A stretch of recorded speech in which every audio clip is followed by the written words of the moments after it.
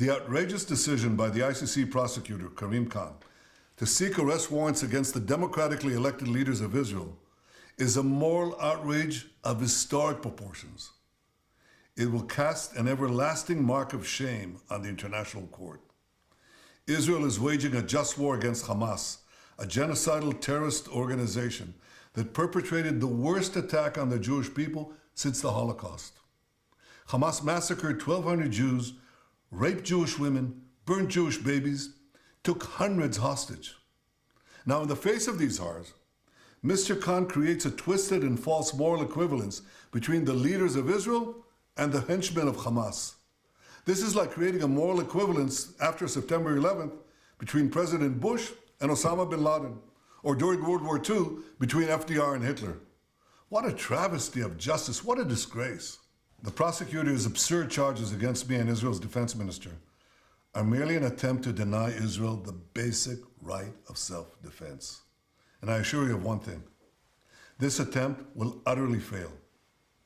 80 years ago, the Jewish people were totally defenseless against our enemies.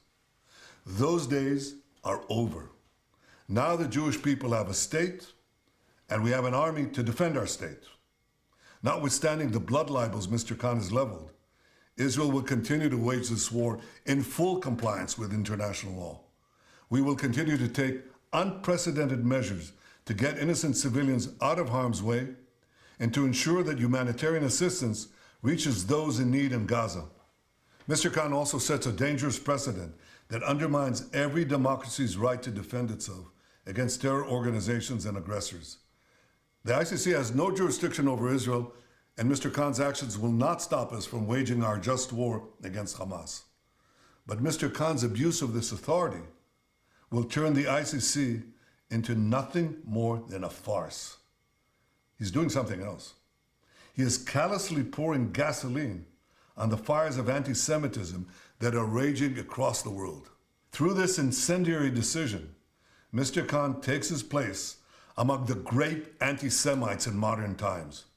He now stands alongside those infamous German judges who donned their robes and upheld laws that denied the Jewish people their most basic rights and enabled the Nazis to perpetrate the worst crime in history.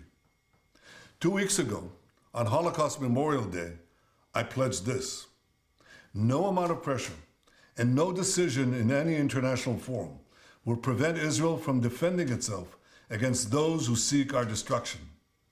To all the enemies of Israel, including their collaborators in The Hague, I renew that pledge today. Israel will wage our war against Hamas until that war is won, because never again is now.